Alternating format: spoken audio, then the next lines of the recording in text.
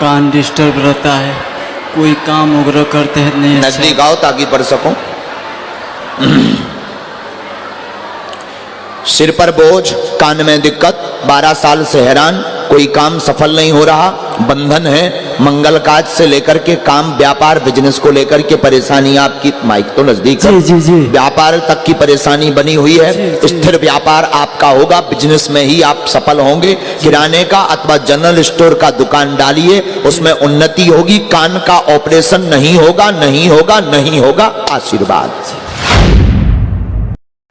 आज हम आपको इस वीडियो में बागेश्वर धाम से जुड़ी कुछ ऐसी जानकारी देंगे जिसके बारे में शायद आप नहीं जानते हैं। कहा जाता है कि बागेश्वर वो पवित्र स्थान है जहां पर लाखों लोगों की मनोकामनाएं पूरी होती हैं। बागेश्वर धाम के गुरुजी का नाम पंडित धीरेन्द्र कृष्ण शास्त्री है।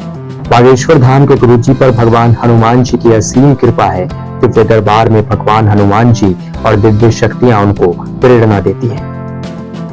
इसी कारण गुरुजी लोगों के मन की बात जान लेते हैं। लोग आज देश विदेश से लाखों की संख्या में बागेश्वर धाम दौड़े चले आ रहे हैं। कोई बीमारी से परेशान होकर यहाँ पहुँचता है, कोई संतान की कामना लेकर, कोई प्रेत बाधाओं से परेशान, कोई अशांति से। बागेश्वर धाम में इन सबका निवारण किया जाता है।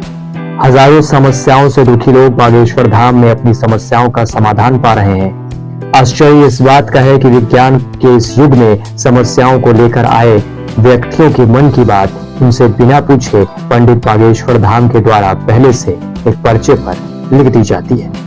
बिना कुछ पूछे ही बाबा व्यक्ति का भूत, भविष्य, वर्तमान जान लेते हैं और इन समस्याओं का समाधान भी बता देते हैं, वह भी पूर्णतः निःशुल्क।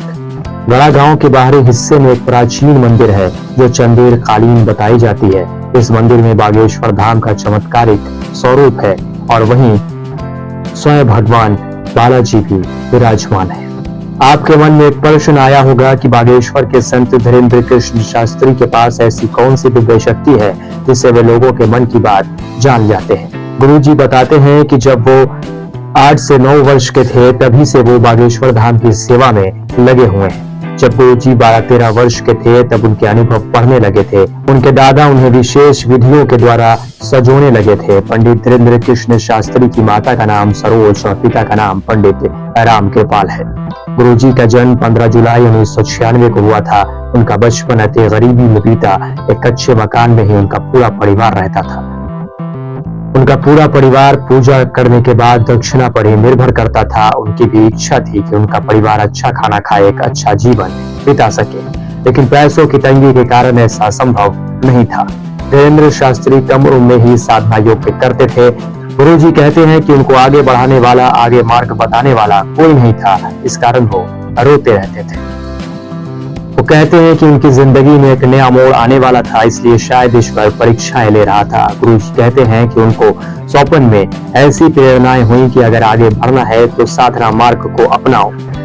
सपना आने के बाद गुरुजी के मन में कई प्रश्न थे। साधना कैसे करें, साधना में कौन सा मार्ग अपनाएं। गुरुजी को बालाजी की साधना हुई कि आप अज्ञातवास की साधना करो। अज्ञातवास साधना से ही संसार की कठिनाइयों को भेदते हुए आप लोगों के जीवन में प्रकाश भर सकते हैं। गुरुजी कहते हैं कि उन्होंने इस बात को पिताजी और माताजी को बताया और माता पिता ने इस बात को गंभीरता से नहीं लिया। इसके बाद गुरुजी को 2 बार फिर अज्ञातवास का सपना आया, लेकिन गुरुजी उस समय अज्ञातवास को नहीं जानते थे। गुरुजी ने खोज करी तो उन्होंने पाया कि पांडवों ने भी अज्ञातवास की साधना की थी। इसके बाद गुरुजी को मालूम हो गया था कि अज्ञातवास की साधना से वो आगे बढ़ सकते हैं और गुरुजी ने बाद में अज्ञातवास का चुनाव किया। उसी अज्ञातवास के दौरान उन्होंने अपने परदादा वंशीय गुरु सदगुरु सन्यासी बाबा की प्रेरणाएं धीरेन्द्र कृष्ण शास्त्री जी को होने लगी थी। कभी वो गुरुजी के दर्शन करते, कभी सदगुरु दर्शन देते।